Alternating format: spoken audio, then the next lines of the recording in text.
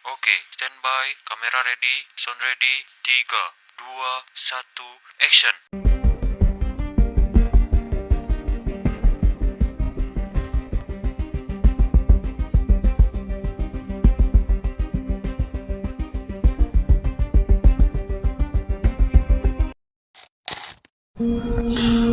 Gua ada satu fakta lucu, tapi fakta lucu ini tidak akan buat lo ketawa, tapi justru sebaliknya. Fakta lucu ini bikin lo bertanya-tanya, bahkan bisa marah. Terakhir ini Pak Waka, tips bagi masyarakat yang ketemu begal di jalan seperti kronologi tadi, agar mereka tidak membunuhnya itu bagaimana? Agar Jadi mereka tidak jadi korban. Karena di negara kita melakukan perbuatan main hakim sendiri kan dilarang. Karena itu juga melakukan suatu tindak pidana. Jadi harus lari lah gitu, tinggalkan motor. Jadi paling tidak kalau keluar malam jangan sendirian. Oke, coba lo bayangin, lo lagi di jalan raya, lo lagi dipepet begal, pisau ataupun golok udah nempel di leher, dan nyawa lo cuman hitungan detik lagi akan mati. Lo lawan, lo selamat, dan begal itu kebalikannya meninggal gara-gara lo membela diri. Tapi ujungnya lo yang diborgol, lo yang jadi tersangka. Gila nggak? Ini bukan film, ini kenyataan di negeri ini. Dan kali ini kita akan bongkar semuanya. Selamat datang di channel Baron Robin Hood. Sebelum perkenalkan, nama gue Baron, dan gue mantan kriminal yang udah 4 kali keluar masuk dari balik jeruji besi itu. Di sini kita buka semua kenyataan pahit tentang dunia kriminal yang gak mau diomongin sama banyak orang dan ditutupin banyak media. So, silahkan lu simak sampai habis.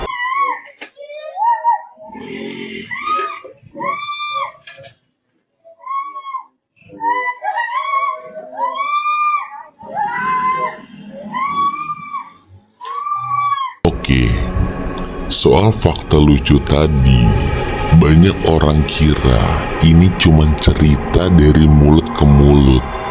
Tapi asal lo tahu, kasus ini nyata. Kalau lo lihat di berita, di Bekasi, seorang bapak mau dibegal. Dia bawa obeng, dia lawan, begalnya tumbang. Dan saat polisi datang, bukannya kasih selamat ataupun pelukan, malah langsung diamankan si bapak dan dibawa ke polsek terdekat. Alasan mereka apa? Katanya penganiayaan yang menyebabkan kematian. Lah, harus nunggu dia mati dulu baru boleh ngelawan. Yang bikin makin naik darah, begalnya punya catatan kriminal panjang, residivis, maling, perampokan, udah sering keluar masuk bui. Tapi begitu dia mati, statusnya langsung korban, dan yang ngelawan begal jadi tersangka. Jangan sampai membunuh begal gitu. Ya dalam arti itu membunuh di negara kita kan dilarang. Siapapun itu, karena dilindungi oleh hukum. Ya, siapapun walaupun dia sebagai pelaku. Dan begal jangan membunuh korban gitu. Dan di sini coba gue jelaskan dengan mudah dan logika yang mudah. Di KUHP pasal 49 ada aturan pembelaan terpaksa. Di kertas lo bisa bebas membela diri kalau nyawa lo terancam. Masalahnya semua tergantung tafsir dari sang aparat. Kalau menurut mereka lo melampaui batas, lo bisa kena pasal 351 ayat 3 tentang penganiayaan yang menyebabkan kematian seseorang. Dan disinilah bobroknya. Bukan cuma soal pasal, tapi soal mentalitas sebagian aparat dan oknum penegak hukum. Kadang mereka lebih sibuk nyari poin kasus daripada ngebela rakyat yang bener-bener jadi korban. Dan ironisnya, ini bikin masyarakat takut melawan saat jadi korban kejahatan. Hasilnya, begal makin berani karena mereka tahu korbanlah yang bakal dihabisin hukum ini. Dan gue sekarang ngomong di sini seperti ini bukan asal ngomong, karena gue pernah hidup di dunia kriminal. Gue ngerti banget cara pikir begal. Buat mereka, nyawa lo itu gak ada harganya. Yang penting dompet, HP, dan motor lo berhasil dikuasain. Tapi lucunya, begitu lo berhasil bertahan hidup dan si begalnya mati, sistem kita malah ngasih dia gelar korban.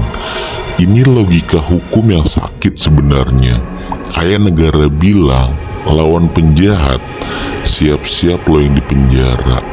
Kalau ini dibiarkan, yang berkuasa bukan hukum, tapi justru rasa takut itu sendiri. Tapi di sini coba gue berikan tips keamanan yang gak standar dan cerdas. Kalau lo mau aman, ini tips realistis yang bisa lo pakai. Yang pertama, di saat lo jadi korban kriminal, utamakan bukti, rekam, minta saksi, ataupun rekaman CCTV. Bukti itu adalah pelindung lo di pengadilan di saat lo mendapatkan diskriminasi hukuman. Dan yang kedua, pahami kata proporsional.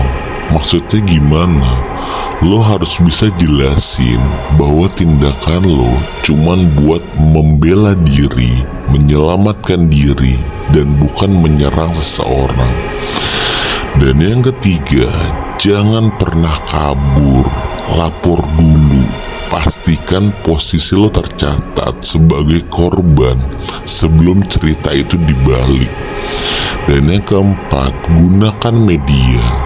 Kasus lo bisa masuk berita, itu tekanan publik bisa bikin mereka mikir 2 kali buat ngejebak lo dengan pasal yang ngawur. Dan sekali lagi, ini bukan sekedar cerita begal. Ini soal logika hukum yang jungkir balik. Kalau lo pelaku bisa dibela, korban dihukum, berarti ada yang busuk di sistem kita.